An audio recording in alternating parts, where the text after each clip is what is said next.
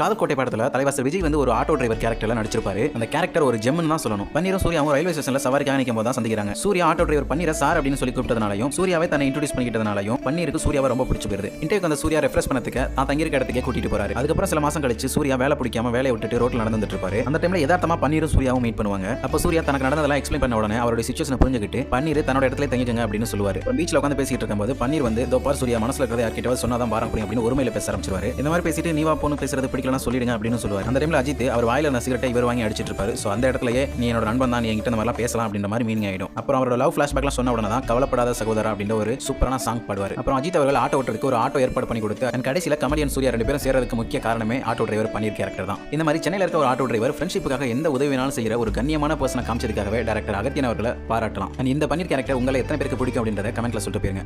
நல்ல நண்பன் வேண்டும்